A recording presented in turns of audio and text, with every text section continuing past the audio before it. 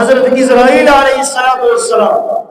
جب تشریف لاتے ہیں روح بخش کرنے کے لیے تو صرف صحابہ نہیں ہوتے،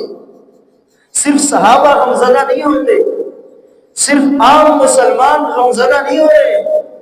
بلکہ حضرت جبرائیل علیہ السلام بھی غمزدہ ہو رہے ہیں کہ آج تو میرا آخری دن ہے اس دنیا میں آنے کا،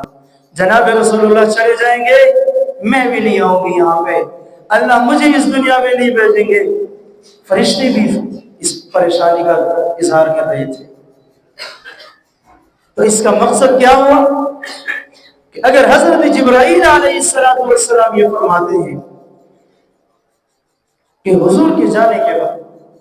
میرا تو آخری دن ہے اس دنیا میں تو قیامت تک اس دنیا میں نہیں آؤں گی،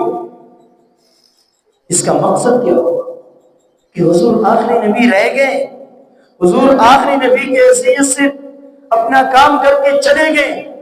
اور اپنے مشن میں کامیاب ہو کے چلے گئے، اب اس کے بعد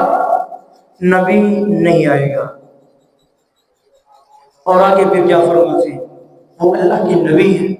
وہ جانتے ہیں فتنے بھی اٹھیں گے، لوگ نبوت کے دعوے بھی کریں گے، فرماتے ہیں کہ میرے بعد اگر کوئی نبوت کا دعویٰ کرے وہ جھوٹا ہوگا، دجال ہوگا، کذاب ہوگا۔ اب نبی نے اس بات کو کلیئر کر دی ہے کہ میرے جانے کے بعد اگر کوئی اپنا نام بڑھانے کے لیے دعویٰ بھی کرے وہ جھوٹا ہوگا، میرے ماننے والوں سن لو وہ جھوٹا ہوگا، دجال ہوگا، کیونکہ اللہ تبارک و تعالیٰ نے اس سلسلے کو بند فرما دی۔